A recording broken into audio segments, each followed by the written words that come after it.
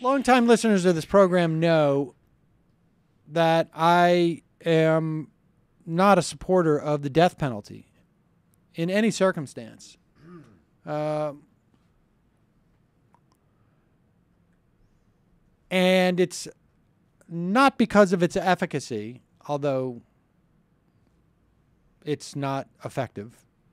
It's not because of how much it costs. It's simply because in the context of civil society, when we are not at war, when a person represents no threat to society because we have the ability to put them in jail and keep them there,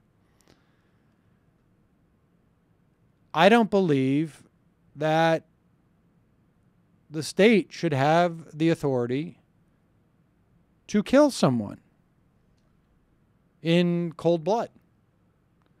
And I don't think it's healthy for society to be getting the message there are times where it's okay to kill in cold blood. Now, with that said, though, this story of two men, 30 years after their convictions in the rape and murder of an 11-year-old girl in rural North Carolina, which was based on confessions that they gave the police and then quickly repudiated and said were coerced. Two mentally disabled half-brothers were declared innocent and ordered released Tuesday of this week by a judge.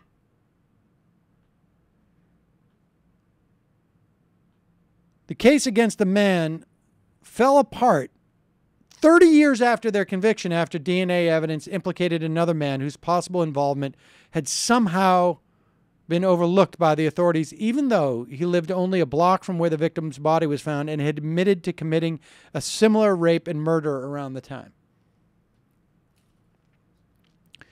30 years. These two men have been in prison. This took place in Robeson County. The Superior Court judge said he was vacating the convictions, and Mr. McCollum, 50 years old now, vacating his death sentence. His half-brother, Leon Brown, is now 46 years old.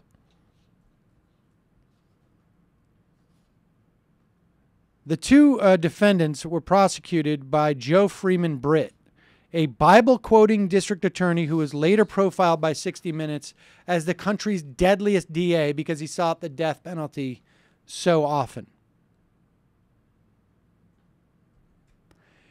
Now, not only is this a case where it is clear we could have killed an innocent man, it's also a case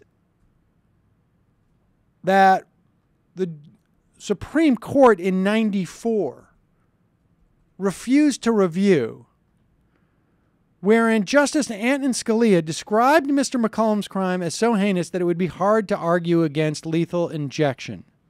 That if there was one instance which proved the need for the death penalty, it was this one. And he cited this case in other situations as well. Or I should say, he cited this case in rejecting another case in '94. He wrote at that time, the case of an 11-year-old girl raped by four men and then killed by stuffing her panties down her throat. Scalia wrote in rejecting a different case, Collins v. Collins.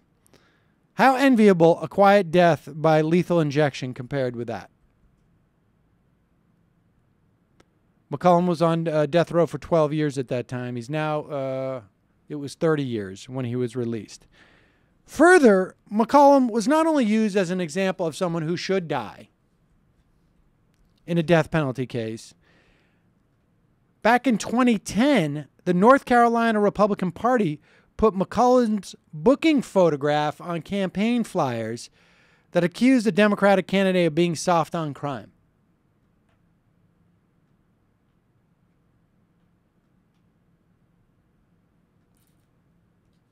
Absolutely stunning. I don't know how anybody can support the death penalty after hearing something like this. McCollum was 19, Brown was 15 when they were picked up by the police. After 5 hours of questioning with no lawyer present and his mother weeping in the hallway, not allowed to see him, McCollum told a story about how he and 3 other youths attacked and killed the girl. I had never been under this much pressure with a person hollering me and threatening, McCollum said in a recent interview for the News and Observer. I just made up a story and gave it to them so they'd let me go home. He signed a statement written in longhand by investigators. And then he asked, "Can I go home now?" Before the night was done, his half-brother was told that McCollum had confessed and facing similar threats, that he could be executed if he didn't cooperate. Brown also signed a confession. It is exactly like the Central Park Five. You see the videotape of the Central Park Five kids confessing to crimes they clearly did not commit. They just didn't know any better. They thought if they gave the confession, the police would let them go home. And in this instance, you have 2 mentally disabled kids. Just stunning.